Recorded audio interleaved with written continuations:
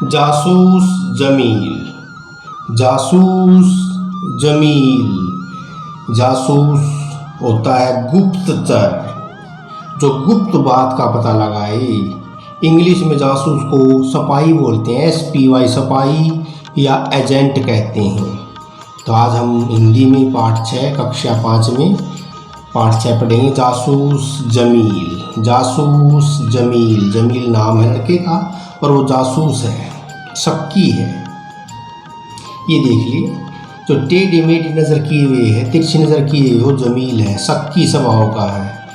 और जमील का पड़ोसी नंदू है, और ये कल्लो है बकरी। और आगे स्टोरी देखिए, पाठ के शब्दार्थ भी देख ले पहले एक बार।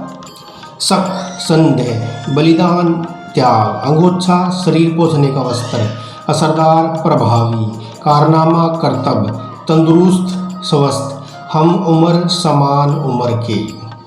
पाठ का सार सुन ले।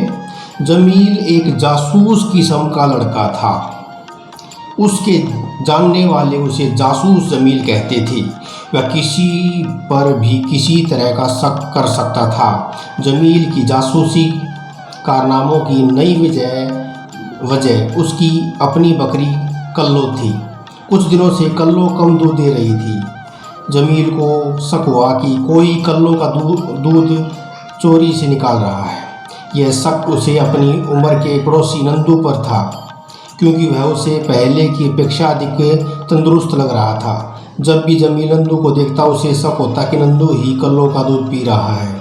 अब उसने नंदू का पीछा करना शुरू कर दिया और छिपकर बकरियों का भी निगरानी करने लगा। एक बार जब जमील के अब्बू बकरियों को लेकर जंगल में गए तो जमील भी छिपकर निगरानी करने लगा। जमील के अब्बू ने पेड़ की छांव में खाना खाने के बाद अंगोछा बिछाया और सो गया। यह देखकर जमील ने सोचा कि अब वो रोज़ सो जाते हैं और इसका फ़ायदा उठाकर नंदू दूध निकाल लेता है। अब वहाँ जमील नंदू के आने का इंतजार कर रहा था। इसी बीच बंदर के 4-5 बच्चे नीचे उतरे और बकरियों के पास खेलने लगे। बंदर का एक बच्चा कल्लो बकरी के पास गया, उसका दूध पीने लगा और कल्लो बकरी चुपचाप खड़ी रही। यह देखकर जमील को आश्चर्य हुआ और सोचा कि कल्लो का दूध बंदर पी जाते हैं। फिर जमील ने शरीर को खास तरह से टेढ़ा किया। अपने कंधों को तिरछे नज़र से देखते हुए दोहराया, पता करना पड़ेगा कि बंदर के बच्चे को बकरी का दूध पीना किसने सिखाया। जमील की बकरी का क्या नाम था? कल्लो। कल्लो। जमील किस किस्म का लड़का था? जासूस। जासूस। जमील के पड़ोसी का क्या नाम था? नंदू। नंदू। जैसे कपड़े की पोटली होती है उसी प्रकार घास का संबंध किससे है? गठरी से। घास की गठरी। जमील के अब्बू ने पेड़ की छांव में क्या बिछाया? अंगोछा। अंगोछा। जमील के अब्बू जंगल में किस पेड़ के नीचे बैठ गए थे? पीपल के पेड़। पीपल का पेड़। जमील को जानने वाले जमील को क्या कहते हैं? जासूस। जासूस। बकरी का दूध कौन पीता है? बंदर का बच्चा। बंदर का बच्चा। राजा का विलोम क्या है? रंक। रंक। जमील के बाल हमेशा कहाँ पर बिखरे रहते थे? माथे पर। माथे पर। जमील की बकरी कल्लो पिछले कितने सप्ताह से दूध कम दे रही थी? 2-3 सप्ताह से। 2-3 सप्ताह से। जमील को जासूसी के इस महान काम के लिए उसका बलिदान करना पड़ा। किसका? भूख और प्यास का। जमील ने किसका पीछा किया? अपने नंदू का। नंदू का पीछा किया।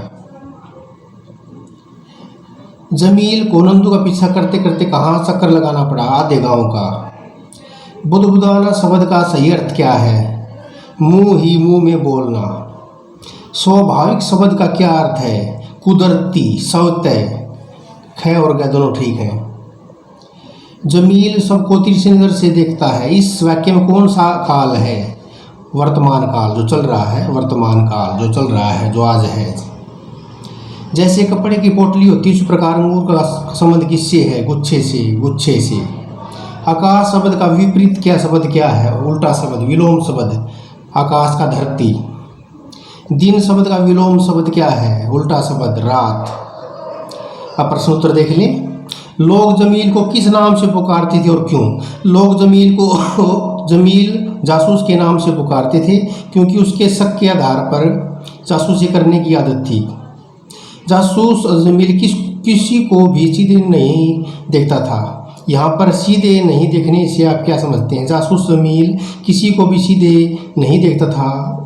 यहाँ पर सीधे नहीं देखने का तात्पर्य है कि वह हर किसी को शक की नज़र से देखता था। जमील नंदू के आने का बेसब्री से इंतज़ार क्यों कर रहा था? जमील नंदू के आने का बेसब्री से इंतज़ार इसलिए कर रहा था क्योंकि वह नंदू को कल्लो बकरी का दूध निकालते हुए रंगे हाथों पकड़ना चाहता था। दूध चोर को ढूंढने के लिए जमील को क्या क्या करना पड़ा? दूध चोर को पकड़ने के लिए जमील को जंगल में जाकर कल्लो बकरी तथा नंदू की निगरानी करनी पड़ी।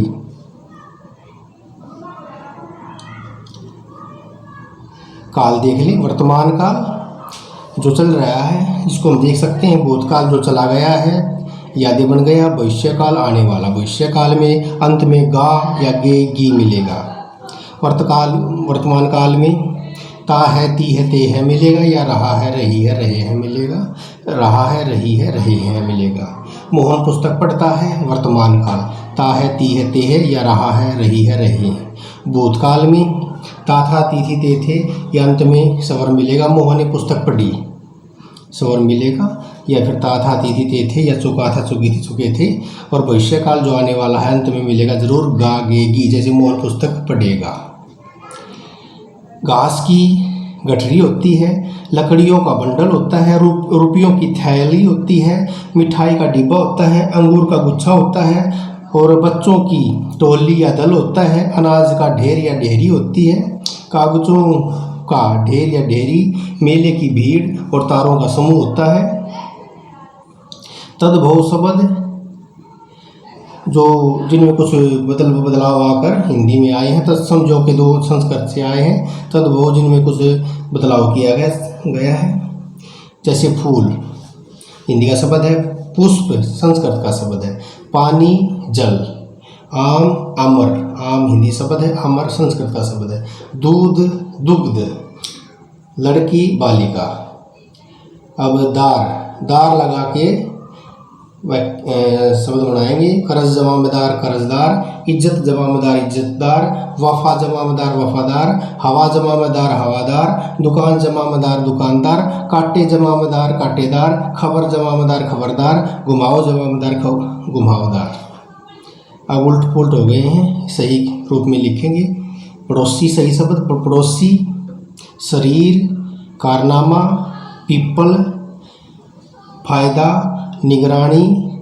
जासूसी विकता का कविता हो जाएगा। ननम का नमन हो जाएगा। और बलिदान चुपचाप। तो उल्ट पुल्ट हो गए हैं, इनको सही शब्द बनाया है। अब शब्द देखिए। समानार्थी शब्द बनाएं, उसका विपरीत शब्द बनाएं। टेढ़ा का तिरछा भी होता है समानार्थी शब्द, विपरीत होता सीधा। राजा का समानार्थी नरफ।